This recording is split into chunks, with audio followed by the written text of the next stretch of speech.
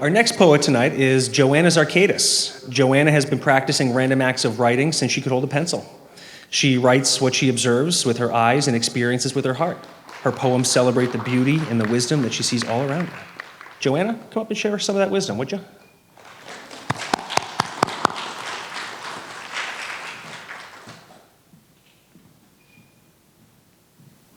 I didn't think I could do those stairs.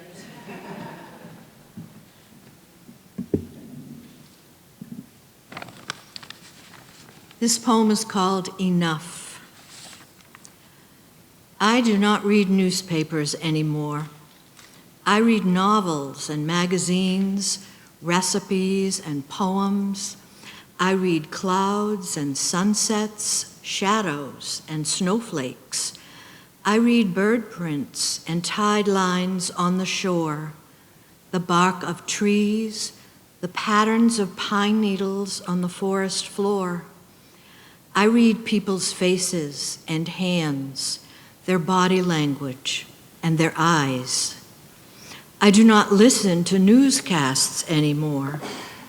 I listen to the wind swirling through the grasses and the waves as they come and go along the beach.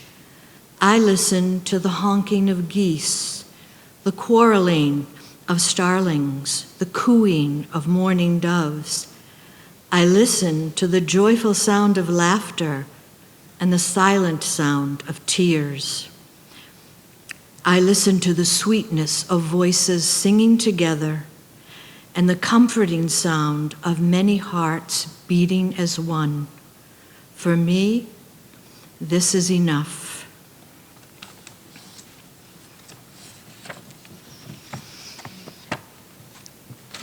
This next little poem is called The Beach Road, and it's a true story.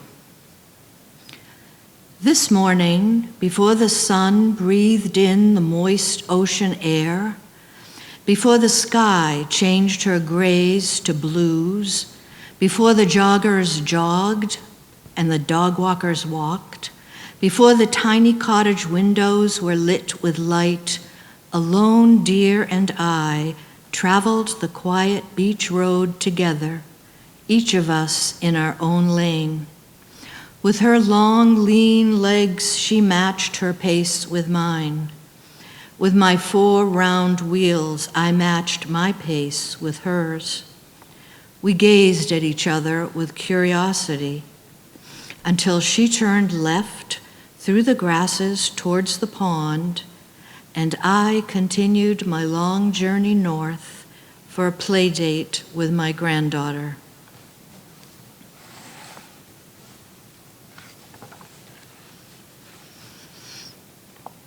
This poem is called Today's Offering. My offering today is a gentle gray morning of muted colors, an afternoon of quiet rain dancing on the walkways, 1,000 ripples on the pond overlapping and expanding to the water's edge. I offer you the distant cry of a lone bird longing for its mate, and the softest rumble of thunder that soothes like a lullaby. I gift you the 100 jeweled water drops caught in the tiny sections of my screen door, the last yellow rose still in full bloom by the rock wall, and 3 red tomatoes bathed in raindrops. This is my offering today, an ordinary October day of unassuming beauty.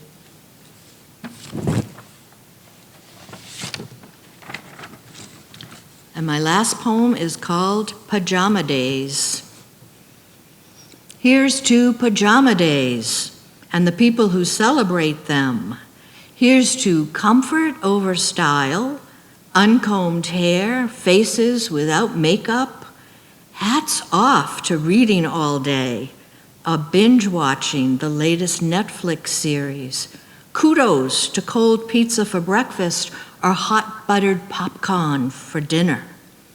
Blue ribbons for long phone conversations with friends and lazy couch lounging by the fire.